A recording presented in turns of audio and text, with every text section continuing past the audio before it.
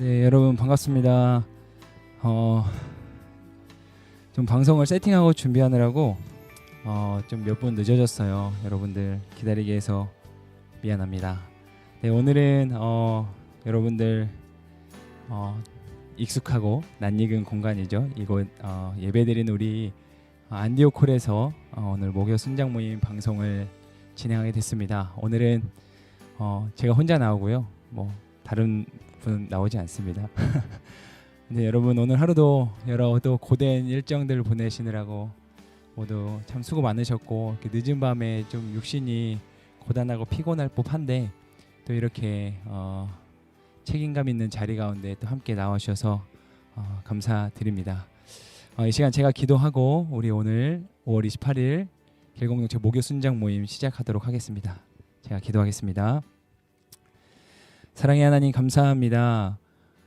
오늘도 주님께서 우리 가운데 귀하고 복된 한날을 허락하여 주시고, 특별히 하나님께서 또한 이렇게 우리 목요 순장 모임 온라인으로 함께 할 수 있는 귀한 은혜를 주신 것 감사드립니다. 우리 귀한 리더십들 하나님 부르신 그 사명의 자리 감당하느라 얼마나 큰 수고와 또 섬김을 감당하고 있는지 누구보다 주님께서 잘 아시리라 믿습니다.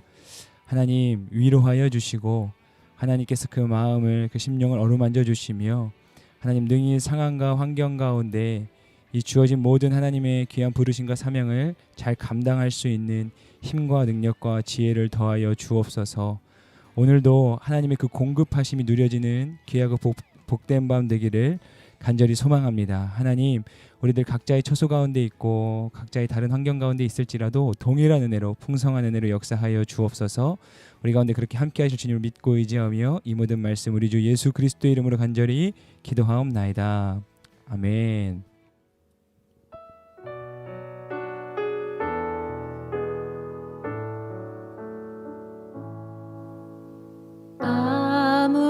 아무것도 두려워 말라. 주 너의 하나님이 지켜주시네. 놀라지 마라, 겁내지 마라. 주님 나를 지켜주시네.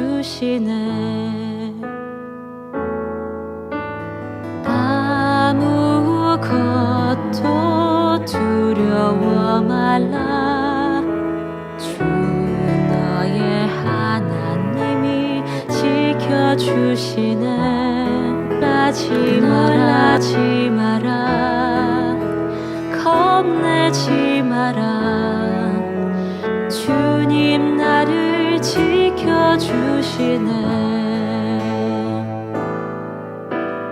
내 맘에 힘에 겨워 지칠지라도 주님 나를 지켜주시네.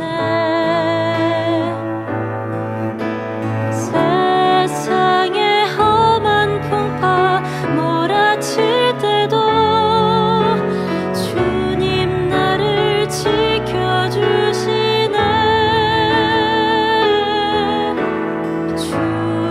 주님은 나의 산성,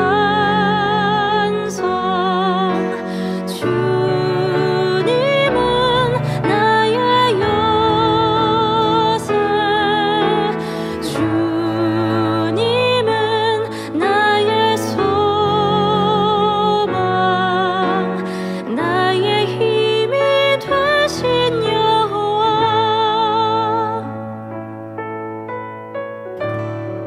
아무것도 두려워 말라.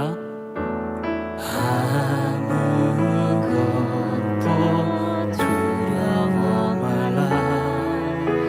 주 나의 하나님이 지켜주시네.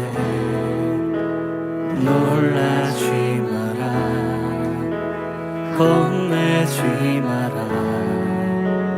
주님 나를 지켜주시네. 내 맘이 힘에 겨워, 내 맘이 힘에 겨워 지칠지라도 주님 나를 지켜주시네.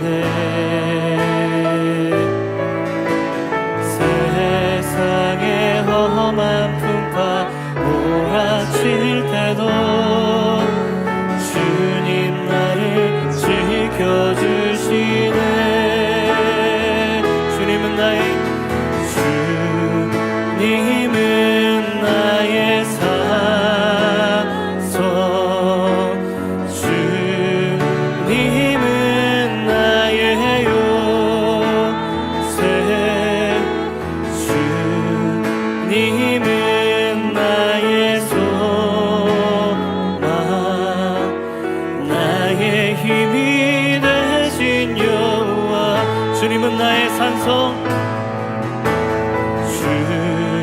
주님은 나의 산성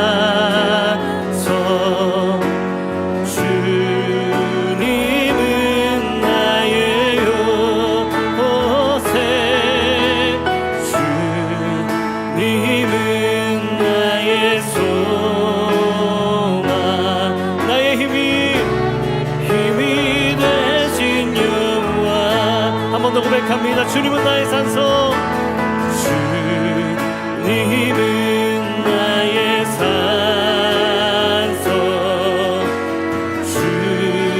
주님은 나의 요새 주님은 나의 소망 나의 힘이 되신 여호와 주님 내 안에 주님 내 안에 주님 내 안에 내 안에 계시고 주님 내 안에 주님 내 안에 나를 세워주소서 주님 내 안에 주님 내 안에 주님 내 안에 내 안에 계시고 주님 내 안에 주님 내 안에 나를 세워주소서 주님 내 안에 주님 내 안에 내 안에 계시고 주님 내 안에 주님 내 안에 나를 세워주소서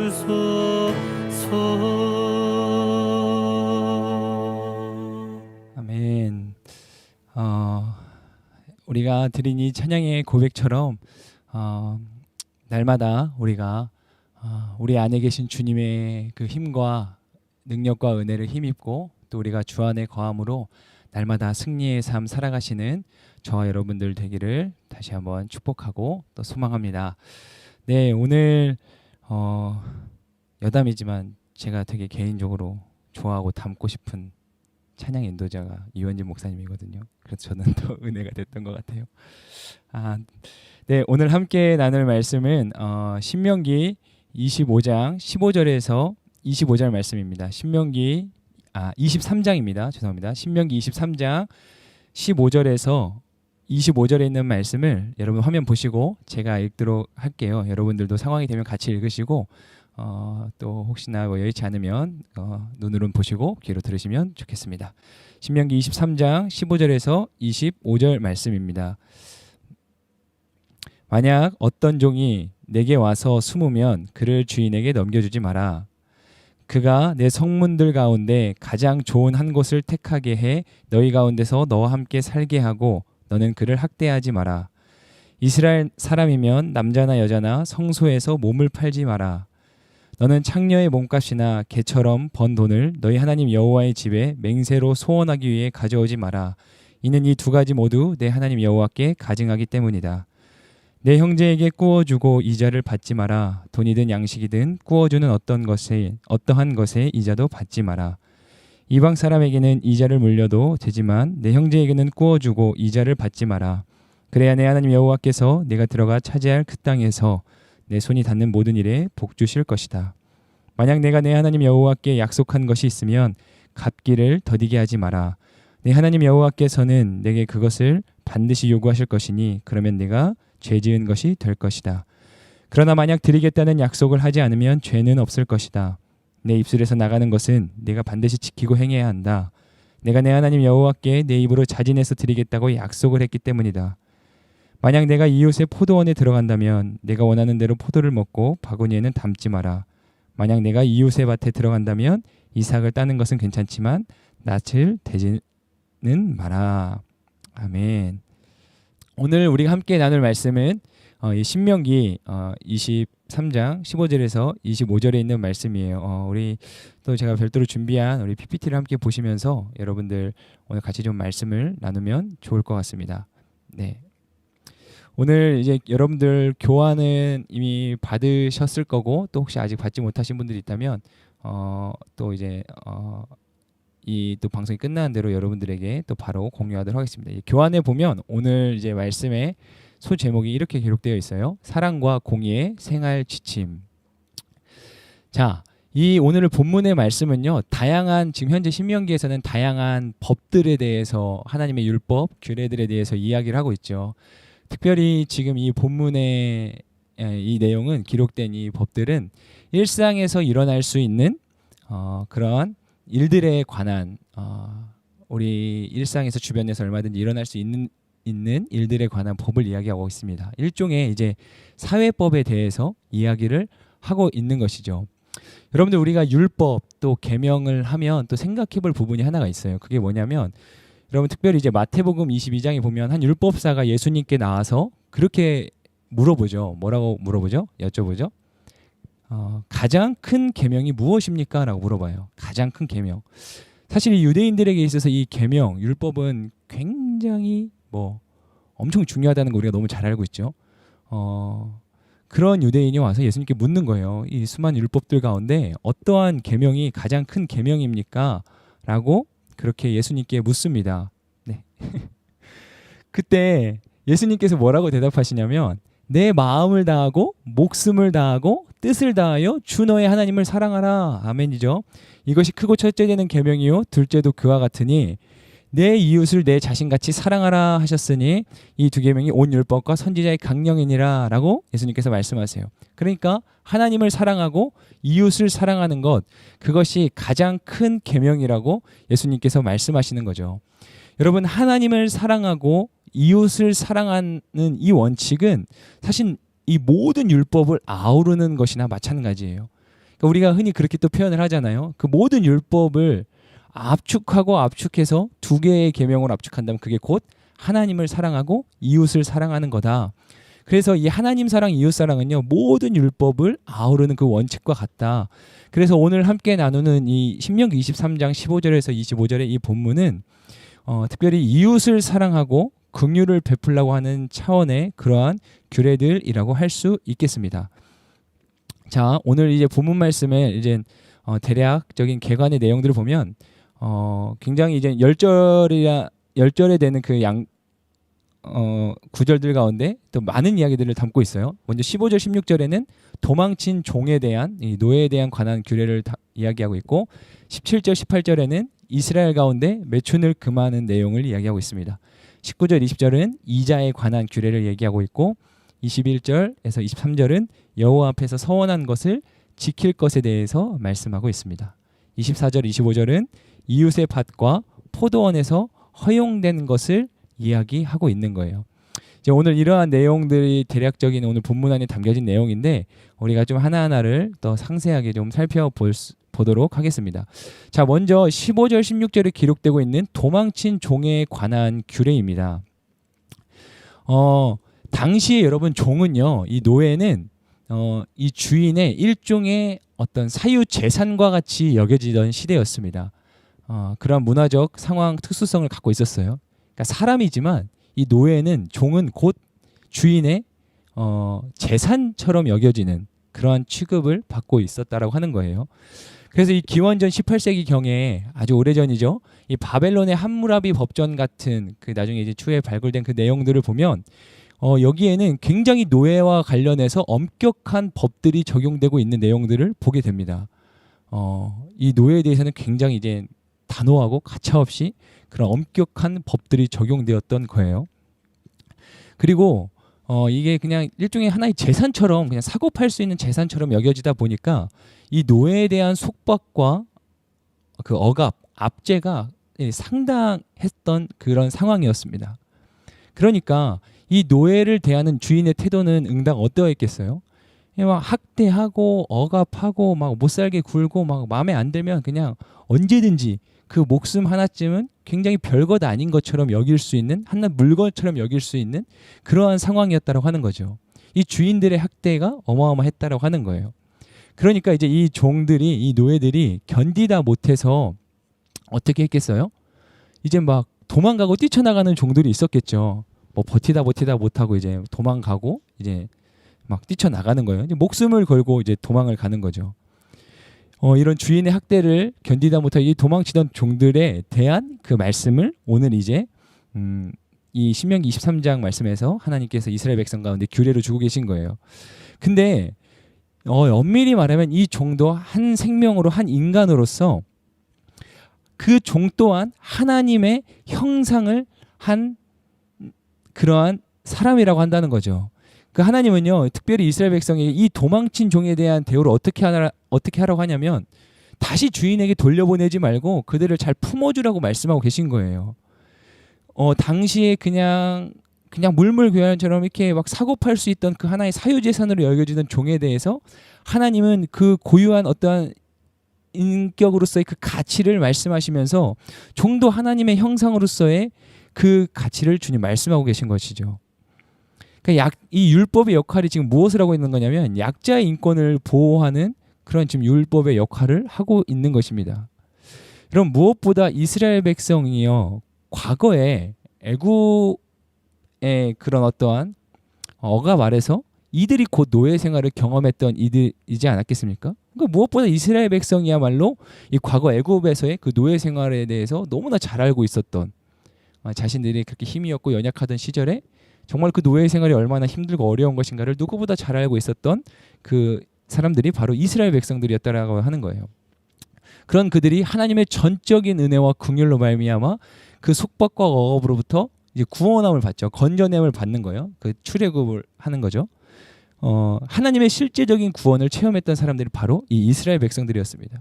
그러니까 그 실제적인 구원, 건져냄을 받았던 이스라엘 백성들이 누구보다 이제 노예 상황을 잘 알기 때문에 그 먼저 은혜를 받았던 이들이 당연히 이제 이 똑같은 현실과 상황 속에 처해 있는 이 불쌍하고 힘이 없는 당시 사회적 굉장히 약자층에 속하던 이 노예를 하나님의 긍휼로 품어주고 그들을 존귀한 하나님의 형상처럼 대우해 줄 것을 하나님께서 말씀하고 계신 겁니다.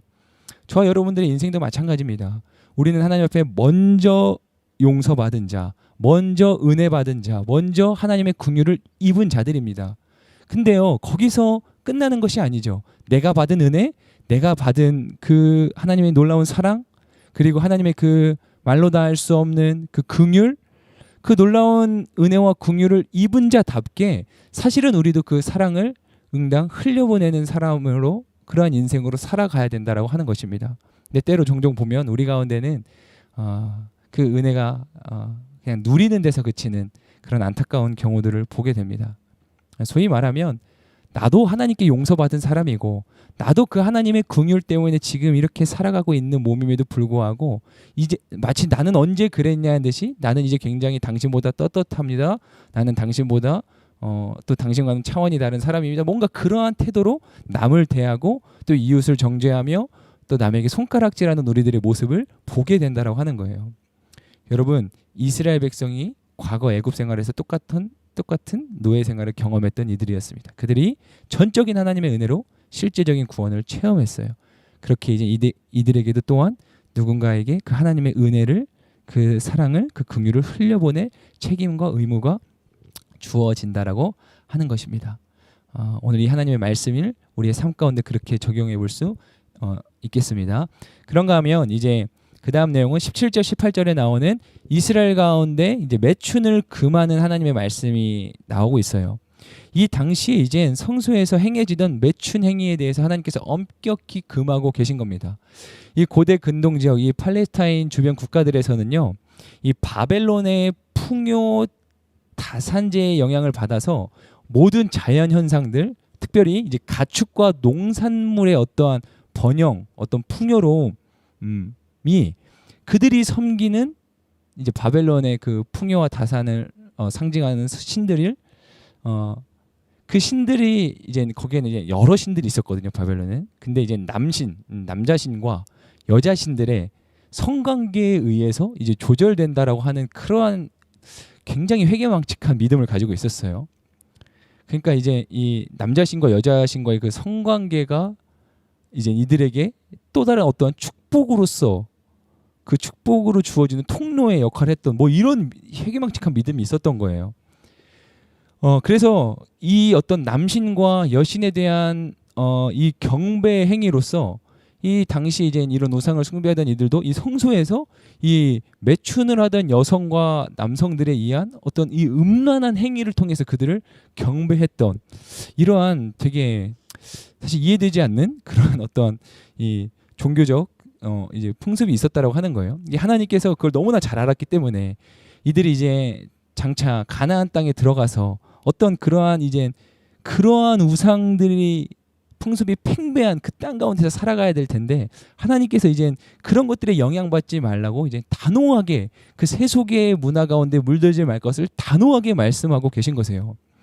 여러분 우리의 삶도 똑같습니다. 하나님께서 우리에게 말씀하시죠. 세속의 문화 가운데 휩쓸리지 말 것을, 세속의 문화 가운데 젖어들지 말 것을 하나님께서 우리에게 원하고 계신 거예요. 과연 우리의 모습은 어떠한가 한번 돌아볼 수 있었으면 좋겠습니다. 특별히 이들이 이제 이 매춘 행위를 통해서 얻게 되는 그 소득에 대해서도 또 하나님 말씀하고 계시는데 그 소득이 이제 말씀에 기록되기를 창녀의 몸값 그리고 뭐 개같이 번 돈, 개처럼 번 돈 뭐 이러한 표현들로 이제 등장하고 있는 거예요. 뭐 이미 이 표현상의 뉘앙스에서 느껴지지만 이건 굉장히 이제 부정한 어떤 소득에 속하는 것들이었죠. 그래서 하나님께서 이제 말씀하시는 거예요. 이러한 것들을 가증하게 여기신다.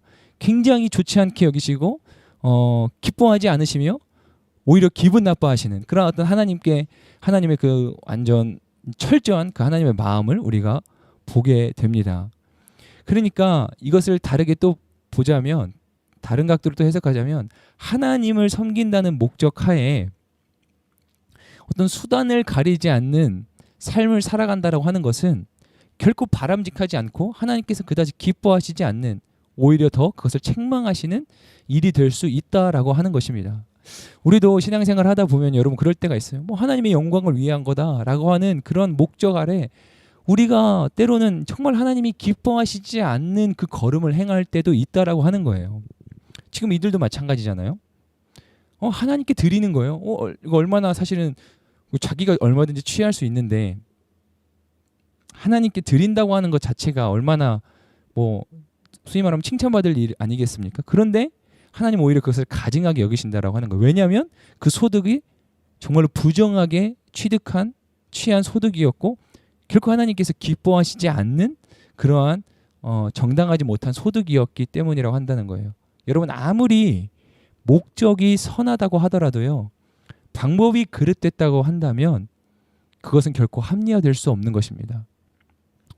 목적이 선하다고 해서 모든 그 어떤 방법이라도 다 합리화될 수 있는 건 아니에요. 목적이 선한 만큼 그 목적을 이루어가는 방법도 하나님의 기쁨이 되고 영광이 되어야 된다라고 하는 거죠. 우리가 공동체로 또 교회의 한 몸을 이루며 또 많은 사역들을 감당하고 함께 신앙생활을 하다 보면 이러한 일들로 인해서 우리가 비일비재 또 고민하게 될 때가 분명히 있습니다. 하나님의 선한 목적을 위해서 우리가 행한다고 하지만 때로는 그 방법과 그 방향이 전혀 하나님의 뜻과는 무관한 길로 우리가 갈 수 있다라고 하는 것. 그렇게 우리가 날마다 더욱더 깨어 있어야 되며 또 말씀 가운데 드러나고 있는 어떤 하나님의 마음을 우리가 더 면밀히 깨달아 알아야겠고 날마다 기도함으로 그 하나님의 영이 내 안에 내주하심으로 말미암아 그 하나님의 마음이 또한 풍성하게 누려지는 그 경건과 또 어떤 그 거룩한 삶이 우리 가운데 있어야 되겠죠. 여러분 하나님의 성품 가운데 절대로 우리가 뗄 수 없는 것이 하나가 바로 하나님의 거룩한 속성입니다. 하나님은 거룩하신 분이죠. 그로 말미암아 하나님의 백성이요 자녀된 우리들 또한 거룩한 백성이 되는 것입니다. 거룩하다는 것, 흠이 없고 완전하다는 의미도 있지만 구별됐다라고 하는 거죠. 세상이 다 그렇게 한다고 해서 우리도 반드시 그렇게 해야 되는 것은 아니죠. 오히려 우리는 아까도 얘기했지만 세속에 물들지 아니하고 세상은 뭐 이제는 사실 뭐 저는 그렇게 생각을 해요. 이제 편법이 어느새 정당화되는 정말 시대. 편법을 쓰지 않으면 때로는 여러분 직장 가운데서 또 사회생활 하다 보면은 오히려 편법을 쓰지 않고 그냥 우직하게 가는 내가 너무 바보 같고 어리석어 보일 때가 있잖아요. 근데 오히려 그러한 세속의 물결에 물들지 아니하고 거룩한 백성, 구별된 백성답게 하나님이 기뻐하시는 길로 가는 것, 그게 우리의 사명이고 이 땅에서 우리의 역할이며 또 하나님을 기쁘시게 하고 영광스럽게 하는 일이라고 한다는 것을 우리가 결코 잊어서는 안 될 것입니다. 그렇다면 그 거룩의 기준은 무엇일까요? 그 거룩의 기준도 우리가 세우는 게 아니죠. 거룩의 기준은 곧 바로 하나님의 말씀입니다. 하나님의 말씀, 그것이 곧 거룩의 기준이 되는 거예요. 그렇기 때문에 하나님의 말씀은 어떠한 것과도 타협될 수 없으며 어떠한 것도 용납할 수 없는 것입니다. 하나님의 말씀, 그 말씀을 온전히 따라 지켜 행하는 저와 여러분들이 될 수 있기를 주님의 이름으로 축복합니다. 그런가 하면 이제 여기서 특별히 성에 관한 부분이 다뤄지고 있는데, 여러분 이 성이라는 것은 하나님의 창조의 분명한 목적을 가지고 허락된 축복이라고 한다는 것입니다. 달리 말하면 이 성은요, 하나님의 창조 목적에 따라 부부에게만 한정된, 그리고 하나님의 축복으로서 주어진 것이 바로 이 성이라고 한다는 거예요. 결코 이 성은요, 쾌락의 도구나 또는 돈으로 거래될 수 없는 그런 고귀한 것이라고 하는 것입니다. 고귀한 것입니다. 이 시대의 흐름이 어때요? 이 세상의 풍조는 이 성을 완전한 또 쾌락의 도구로 삼고, 또 심지어는 절대 하면 안 되는 그 성의 가치를 돈으로 거래하고 매매하는 이러한 일들이 우리 사회 가운데 비일비재하게 일어나고 있지 않습니까? 우리가 다시 한번 오늘 하나님의 이 말씀을 통해서 하나님께서 주신 그 성에 대한 온전하고 건강한 그러한 개념을 잘 우리가 정립할 수 있기를 바라요. 요즘 같은 진짜 시대적 관점으로 보면 요즘 같은 시대에 혼전순결, 그리고 이 어떤 정결함 막 이런 걸 얘기하면 완전히 진짜 시대에 맞지 않는 이야기잖아요. 그러니까 신앙이라고 하는 관점을 떼고 말하면, 여러분 이제 아까 말했던 부분이 바로 이런 거예요. 그러니까 세상이 다 그렇다고 해서 오히려 우리가 추구하고 우리가 믿는 바, 그것이 진리이고 하나님의 말씀이며 기준인데, 그것들을 모호하게 하는 수많은 목소리들 때문에 여러분들이 가지고 있는 그 진리의 가치를 절대로 훼손하거나 또 흐려져서는 안 된다라고 하는 것입니다.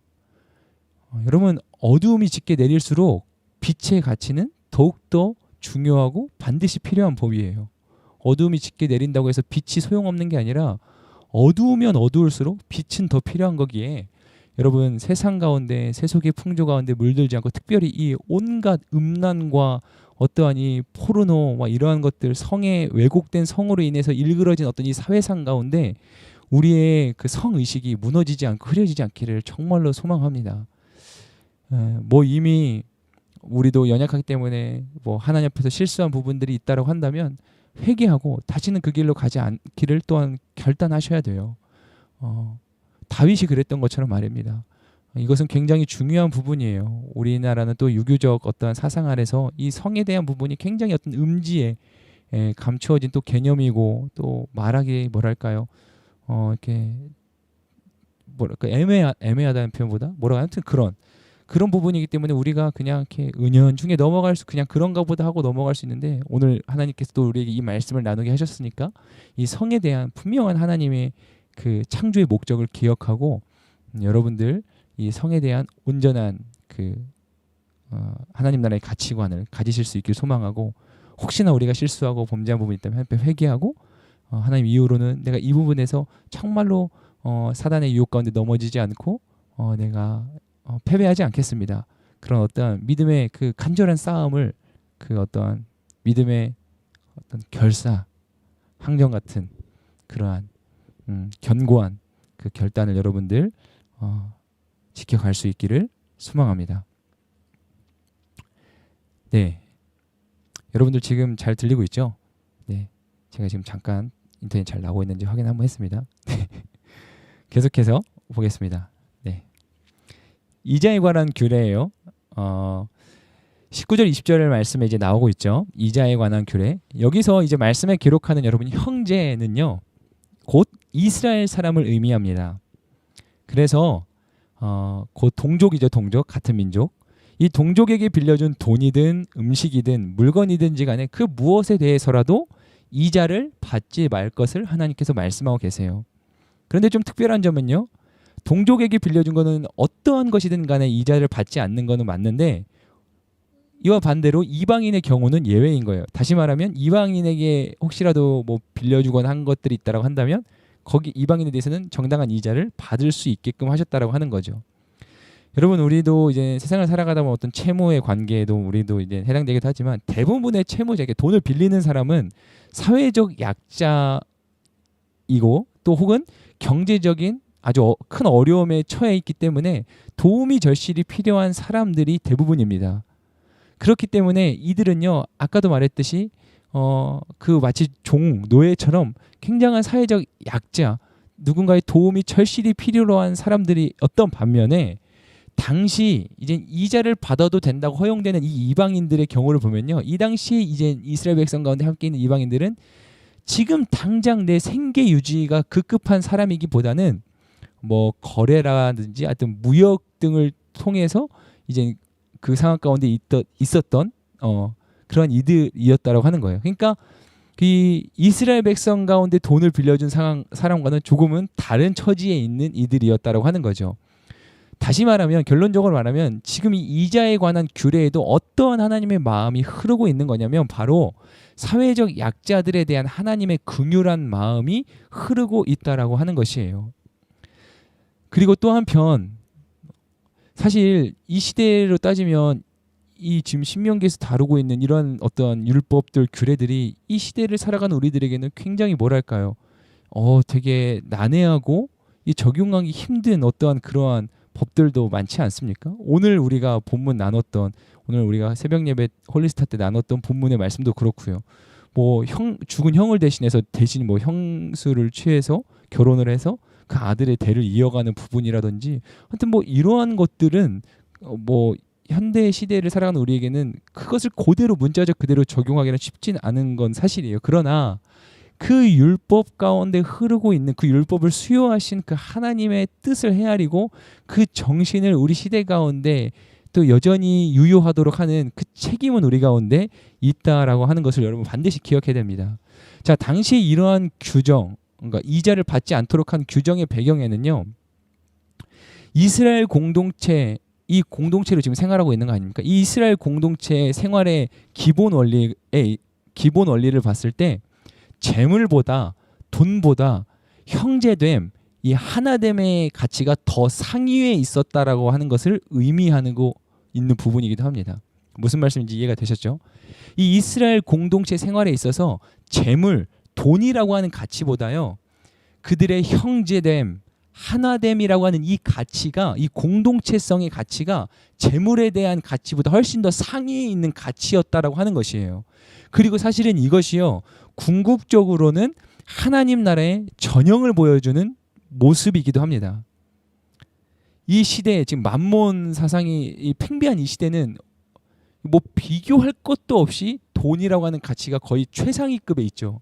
뭐 정말 돈이 있으면 모든 게 다 되는 세상이라고 표현할 만큼 이 재물의 가치는 엄청난 이 우리 삶 가운데 상위의 가치를 차지하고 있는데 그러나 하나님께서 기뻐하시는 또 궁극적으로 우리가 이루게 될 하나님 나라의 가치는 그 재물의 가치는 하등 중요치 않은 오히려 한 몸을 이룬 그 공동체성의 가치가 하나님 나라에서 훨씬 더 중요한 가치라고 한다는 것을 우리가 반드시 기억해야 된다고 하는 것입니다. 여러분 하나님께서 창조하실 때 하나님이 화폐와 재물과 돈을 창조하지 않으셨습니다. 돈과 화폐는 죄악에 물든 죄성을 지닌 인간들의 세상 가운데서 인간들의 편의에 의해서 만들어진 거죠. 하나님의 역사와 그 계획과 섭리 가운데는 애초에 처음에는 이 뭐 재물이라는 것이 없었죠. 물론 우리가 현실을 살아가면서 그 재물 이제 너무 세상 가운데 그 재물이 팽배하게 그 재물에 대한 가치가 팽배하고 그러기 때문에 그 재물과 완전히 뭐 담을 쌓고 우리가 살 수 있는 상황과 형편과 처지가 안 되는 것은 사실이지만 그러나 이 정신 하나님은 그 재물에 대한 가치보다 그 공동체성의 가치를 더 상위의 가치로 여기시며 정말 그것을 그 하나됨을 추구하신다라고 하는 것을 우리가 꼭 기억해야 됩니다. 이 하나됨의 가치, 이 공동체성의 가치 여러분 너무너무 중요한 것이에요. 우리가 예수 그리스도를 머리로 해서 한 몸 이룬 지체들 아닙니까? 제가 요즘에 정말 간절히 기도하고 바라는 것이 있다면 기도하고 있는 것이 있다면 그게 바로 우리 길 공동체의 하나됨이에요. 정말 하나됨. 정말 하나 되게 하시는 거야말로 하나 되게 하는 거야말로 하나님께서 하시는 역사거든요. 정말 우리 길 공동체가 더 하나 될 수 더 지금도 물론 하나 되고 있기에 감사하지만 더 하나 될 수 있기를 우리가 함께 몸부림칠 수 있기를 소망합니다. 여러분 정말 더 하나 돼야 돼요. 하나 되기 위해서는 자기 희생은 필연적으로 따라야 되고 남을 나보다 더 높이 여기고 귀하게 여겨주는 마음 그게 하나님의 성품, 하나님의 마음, 예수님의 마음을 가진 자가 또 하나됨을 온전히 이루어갈 수 있는 거거든요. 사랑하는 우리 리더 여러분 정말 간절히 기도합시다. 우리 함께 노력하며 몸부림칩시다. 정말 우리 길 공동체 하나됨 정말 간절한 소원이며 그게 하나님께서 우리 가운데 부어주시는 정말 그 하나님의 애틋한 간절한 마음인 줄로 믿습니다. 그런가 하면 이 29절 20절 말씀에 보면 위에 이런 규례들을 온전히 지키며 특별히 이 이자에 관한 규례를 지킬 때 그 너희 손으로 하는 모든 일에 하나님께서 복을 주실 것을 말씀하고 계십니다. 그러니까 우리의 선행과 순종이 당장에는 우리가 뭔가 손해를 보는 것 같고 피해를 보는 것 같고 부담이 되는 것 같지만 궁극적으로는 그러한 우리의 선행과 하나님 말씀에 대한 순종이 하나님께 복을 받는 통로가 된다라고 하는 것입니다. 그러니까 지금 당장 나에게 조금 손해가 있다라고 하더라도 하나님은요 기꺼이 우리 이웃을 향해 하나님의 마음을 가지고 선을 베풀고 하나님의 마음으로 그들에게 긍휼함을 가지고 그들의 필요를 채워주는 것에 하나님이 굉장히 기뻐하신다라고 하는 것입니다.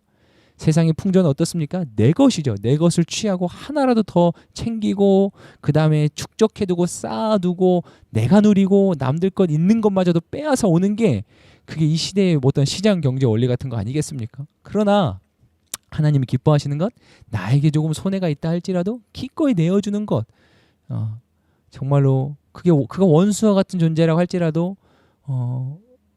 원수를 또한 사랑하기까지 하나님 그 사랑을 실천하기를 원하셨던 그 마음을 우리가 한 번 더 기억할 수 있기를 또한 소망합니다. 성도는 거룩한 하나님의 백성된 성도는요 돈에 대한 욕심을 버리고 먼저 하나님의 법, 하나님의 마음 그런 것들을 구하며 또 하나님의 법을 따를 의무와 책임이 있는 것입니다. 우리가 그 책임을 온전히 또한 감당할 수 있기를 소망해요. 자, 우리가 그러한 하나님의 또 마음을 기억하며 또 하나님의 말씀을 힘써지게 행하는 우리 사랑하는 모든 길 공동체 리더십들 되기를 축복합니다. 자, 21절 23절의 내용이에요. 여호와 앞에서 서원한 것을 지킬 것에 대해서 말씀하고 계세요. 여기서 서원이라는 것은 다르게 표현하면 맹세 또 서약이라고 할 수 있습니다. 그러니까 하나님께 대한 맹세, 하나님께 대한 약속 서약인 거죠. 그런가 하면 이 서원은 또 다르게 표현하자면 하나님께 말로 봉헌하는 것, 또 하나님께 무엇을 하겠다고 내가 말로써 헌신하는 것을 또 뜻해요. 그렇게 하나님 앞에서 내가 말로써 헌신하겠다고 또 약속하고 맹세했던 것들을 하나님께서 힘써 지킬 것, 속히 지켜 행할 것을 말씀하고 계시는데 그 이유가 뭐냐? 하나님께 서원한 것을 속히 갚아야 하는 이유가 21절 말씀에 기록되고 있는데 두 가지 이유로 나와요. 하나는 뭐냐면 하나님은 서원한 사람으로부터 그것을 반드시 찾으신다. 약속을 중요하게 여기신 하나님 그것을 반드시 받아 찾으신다라고 하는 것이고 또 하나는 하나님께 서원한 것을 갚지 않는 것은 그냥 그런가 보다가 아니고 그것은 죄가 된다라고 하는 거예요. 자, 다시 정리하면 하나님께 서원한 것을 반드시 또 속히 갚아야 되는 첫 번째 이유는 하나님은 그것을 끝끝내 찾으신다는 거고 두 번째는 그것을 이행하지 않았을 때는 그것이 죄가 된다라고 하는 거죠. 왜 그런가 하면 사실은 이제 서원한 것을 빨리 속히 갚지 않는다는 건 이제 다르게 표현하면 미룬다는 거잖아요. 계속 갚기를 미루고 나중에 가서 끝끝내 심지어는 하지 않고 이행하지 않는 거. 이 미룬다는 것은요. 즉 우리의 왕 되신 우리의 창조주, 우리의 구원자, 우리가 하나님 앞에서 약속한 그 일보다 다른 일들을 더 중요하게 여긴다라고 하는 그 우선순위의 문제가 될 수 있기 때문이에요. 자, 보세요. 하나님이 우리의 유일하신 하나님, 우리의 통치자, 왕이 되시죠. 구원자, 우리의 창조주. 그 하나님 앞에 내가 약속한 일이 있어요. 이 일보다 다른 것들이 중요하기 때문에 지금 이 하나님 앞에 약속한 일을 자꾸 미루다 끝끝내는, 심지어는 그 약속을 행하지 않는, 그래서 이런 우선순위의 문제가 될 수 있기 때문에, 그 말은 즉 하나님보다 내가 다른 것들을 더 중요하게 여긴다라고 하는 의미가 또한 될 수 있기 때문에, 하나님은 갚기를 더디하지 말고 속히 갚아라, 속히 그것을 이행해라 라고 말씀 가운데 이야기하고 계신 거예요. 오늘 말씀에 보면 갚기를 더디게 하지 마라 라고 기록하고 있는데, 좀 더 이제 원어적인 해석에 가깝게 풀이하자면 이런 뜻이에요. 이행하기를 결코 늦추지 마라, 이런 거예요. 뭐 같은 의미죠. 이행하는 걸, 네가 약속한 것을 이행하는 것을 결코 늦추지 마라 라고 하시는데, 사실은 제가 이렇게 좀 그냥 덤덤하게 표현 읽었지만 굉장히 강력한 명령 어조로 하나님께서 말씀하고 계신 거예요. 특별히 여기서 이행하다라고 하는 의미를 가진 단어가 이 히브리어 샬렘이라고 하는 이 동사인데, 이것은요 좀 단어가 어디서 많이 들어본 그런 비슷한 단어죠. 네, 맞아요. 평화를 뜻하는 샬롬이라고 하는 이 단어와 동일한 어원을 갖고 있어요. 그러니까 이 이행하다라고 하는 이 샬렘이라고 하는 동사는 평화를 뜻하는 샬롬이라고 하는 이 단어와 동일한 어원을 갖고 있어요. 이게 무슨 말이냐면, 즉 서원한 것을, 약속한 것을 지키는 것은, 자, 약속을 한 사람이 이제 서로 간에, 쌍방 간에, 양자 간에, 상호 간에 조금도 갈등이나 불편함이나 어색함이 없는 화평한 상태에 있는 것이라고 한다는 거죠. 무슨 말씀인지 이해가 되셨나요? 약속한 것을 지키는 건, 자, 우리가 누군가 약속을 했어요. 근데 그 약속을 잘 지키지 않는단 말이에요. 그럼 어때요? 마음이 불편함이 있죠. 그리고 약간 서로 애매한 거예요. 서로 간에 별로 화평하지 못한 상태인 거죠. 왜요? 약속을 했으면 지켜야 되는데 불편함이 있고 기다림이 있고 그 안에서는 뭔가 갈등이 있다라고 하는 걸로 해석될 수 있잖아요. 그러니까 이행한다, 약속한 것을 지킨다라고 하는 건 이 약속한 두 관계 간에, 서로 상호 간에 어떠한 갈등이나 어려움도 없는 그러한 화평한 상태를 뜻하는 것이라고 하는 것입니다. 우리가 하나님 앞에 서원한 것들을 하나님 반드시 찾으십니다. 저는 그런 생각들을 해요. 물론 우리가 함부로 서원하는 것도 우리가 조심해야 될 부분이지만, 그러나 이 말씀, 이러한 어떤 하나님의 이러한 마음을 또 우리가 깨닫고 알게 되면서 이제 여러 가지 반응들이 있을 수 있잖아요. 그 중에 하나가 그럼 이제 함부로 서원하면 나 진짜 앞으로 서원 같은 거 안 해야겠다. 무섭다, 이렇게 생각할 수도 있는데, 저는 오히려 좀 다를 수 있다고 생각해요. 저는 어떻게 받아들여지냐면, 하나님 내 입술에 고백된 대로 반드시 행하시는구나. 그렇기 때문에 여러분, 서원을 허투루 하지 않고, 그러니까 이것 때문에 하나님 무섭다면서 내 모든 입술에 축복의 근원을 그냥 닫아버리니까, 이런 표현을 외람된데, 그냥 싹을 잘라버릴 게 아니고 그렇게 반응하지 말고, 하나님 반드시 내 입술의 고백을 기억하시는구나 라고 기억을 그렇게 믿음으로 여기시고 하나님 앞에 계속 믿음의 언어를 선포하는 거예요. 이를테면 저는 개인적으로 그래요. 이거 뭐 저의 신앙 고백일 수 있는데, 제가 여러분들에게도 몇 번 이렇게 고민하지만, 여러분, 하나님 반드시 우리의 입술의 고백대로 행하십니다. 하나님 내 귀에 들린 대로 내가 너희 가운데 행하겠다, 민수기에 말씀하시잖아요. 하나님 계속 선포하는 거예요. 믿음의 선포. 하나님 우리 공동체 잘 됩니다. 하나님 우리 수는 하나님의 기쁨이 됩니다. 하나님의 영광이 될 겁니다. 우리 수는 잘 될 수 있습니다. 막연한 그냥 긍정을 뛰어넘은 하나님 앞에 분명한 근거와 소망을 둔 그 믿음의 선포를 끊임없이 하는 거예요.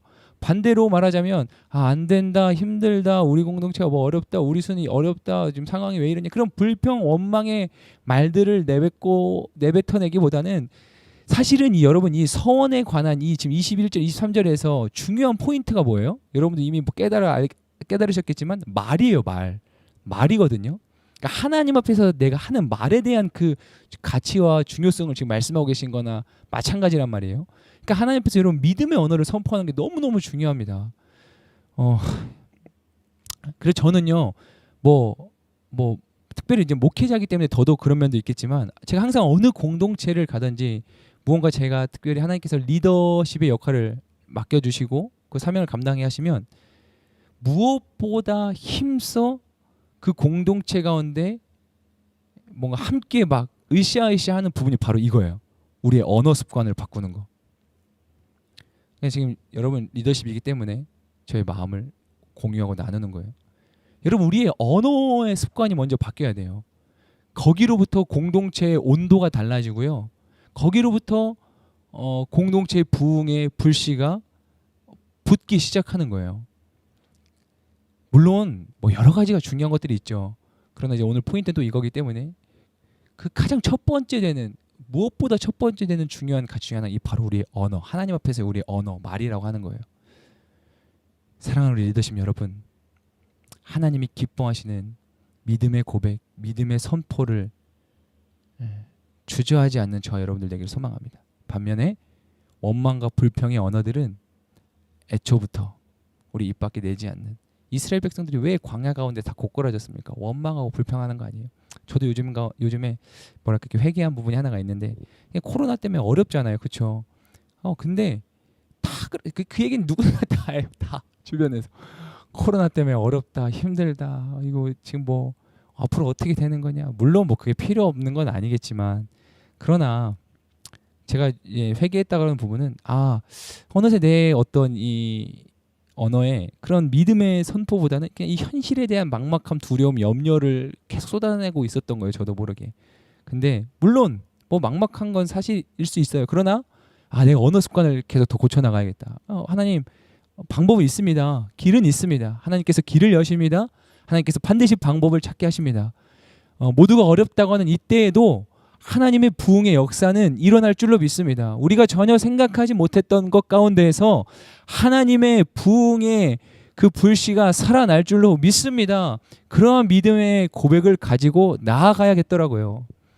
사랑하는 리더 여러분, 특별히 우리 순장 여러분, 너무 힘드시죠? 이 코로나 시기에 진짜 온라인 순모임 얼마나 힘드실까 싶어요. 정말입니다. 진짜 마음으로 10분 공감이 돼요. 그러나 여러분 이렇게 한번 마음을 달리 품어보기를 노력해보는 건 어떠세요? 한 번에 안 될지라도 계속 노력하는 거예요.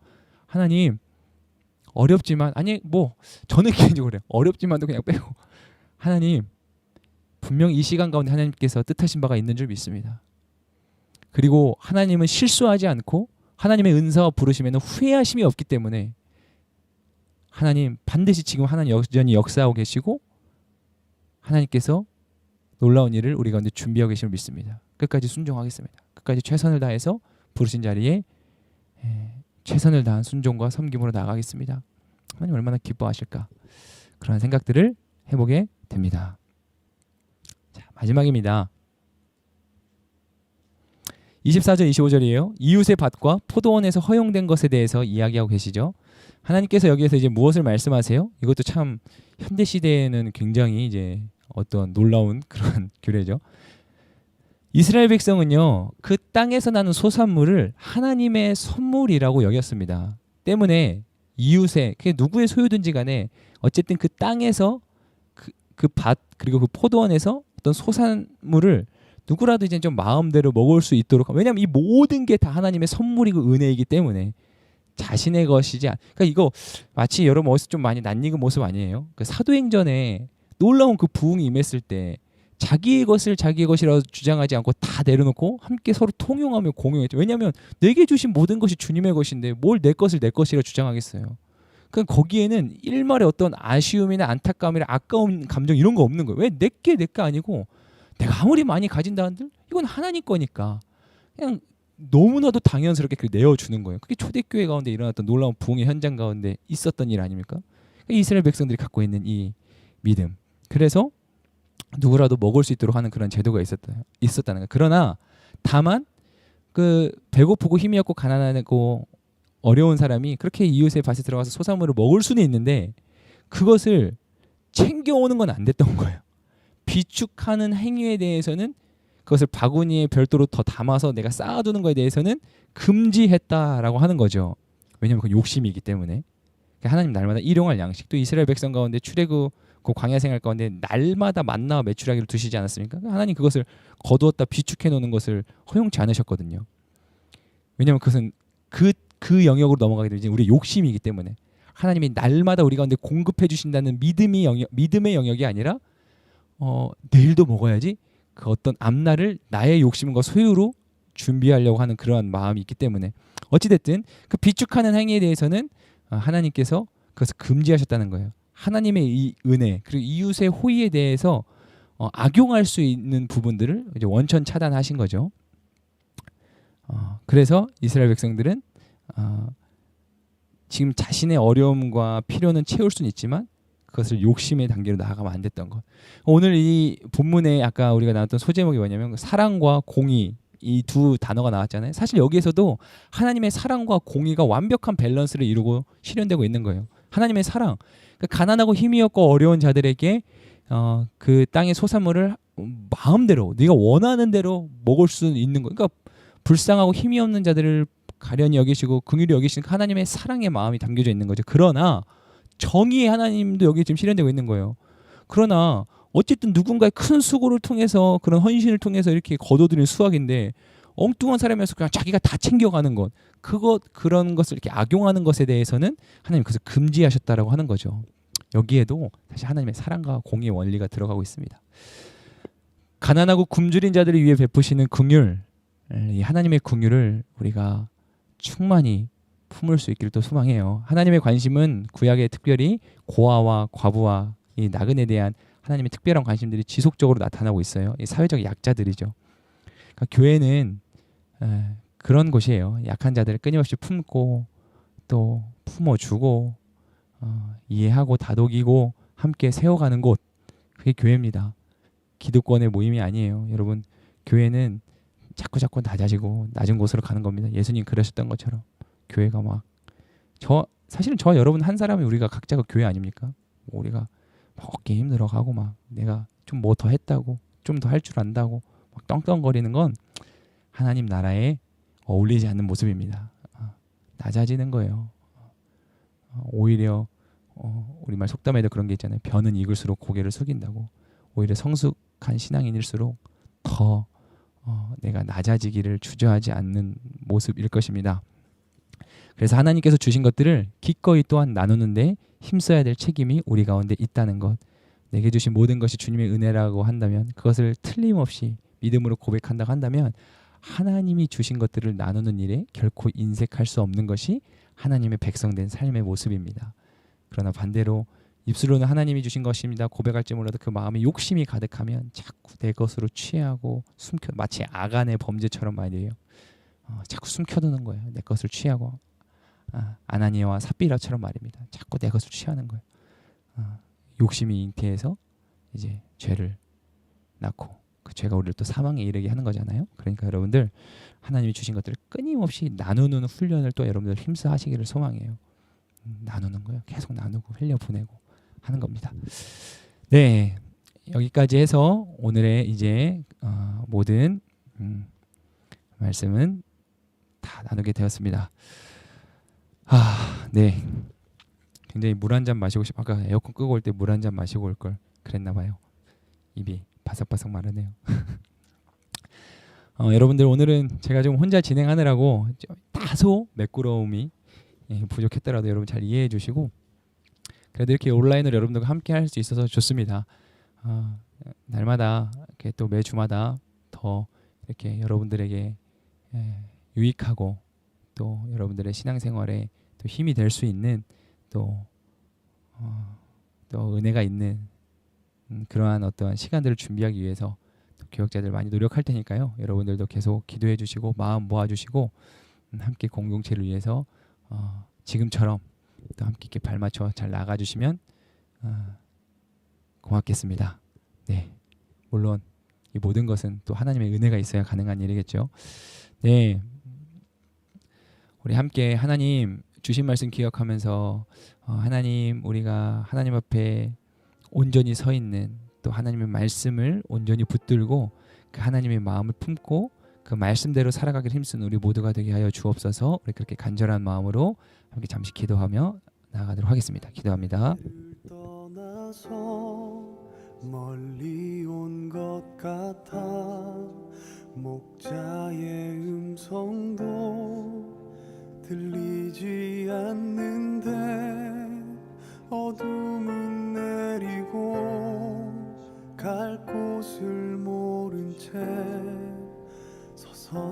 버리고 있네.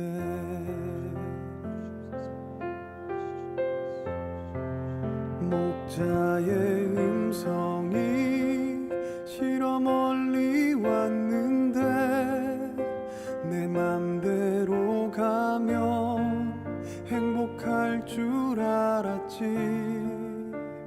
가고 또 가도 더 목이 마르고 내가 원하던 곳은 이곳이 아닌데 돌아갈 수 있을까?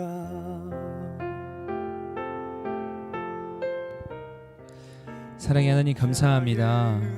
오늘도 귀한 리더십들과 함께 할 수 있는 이 시간과 이 모든 여건을 허락하여 주신 것 감사드립니다.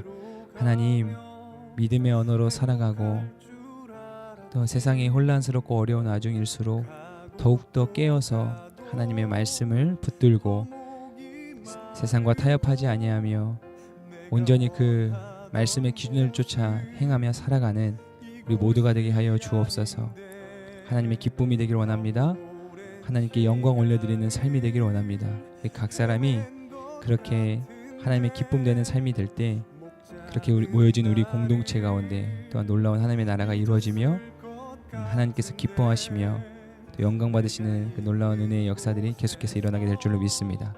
하나님께서 하나 되게 하신 것 힘써 지키는 우리가 되게 도와주시고 세상의 그 어떤 가치보다 하나님 나라의 가치를 제일 우선으로 여기며 그렇게 주 앞에 서는 우리 모든 리더십들 되게 도와주옵소서. 하나님, 필요한 힘과 지혜와 능력을 더하여 주옵소서. 하나님의 은혜가 간절히 필요한 저희들입니다. 하나님, 늘 우리를 불쌍히 여겨주시고 긍휼히 여겨주심에 감사드립니다. 그 은혜 안에 거하며 그 은혜 안에서 탈선하지 않는 우리 모두가 되게 하여 주옵소서. 감사합니다. 주께 영광 올려드립니다. 이 모든 말씀 우리 주 예수 그리스도의 이름으로 간절히 기도하옵나이다. 아멘. 하나님께 영광의 박수를 드리겠습니다. 여러분 고생하셨습니다. 네.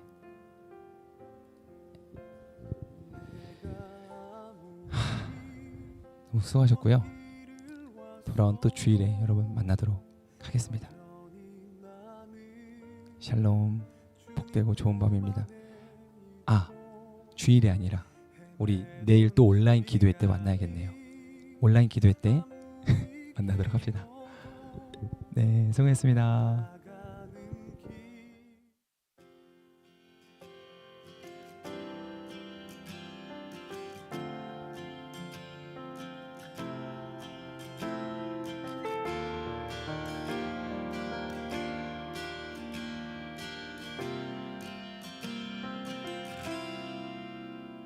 나의 예배 자리로 나아감이 나의 기도의 저소로 나아감이 나의 말씀을 묵상한 시간들이 이끄심 되게 하소서.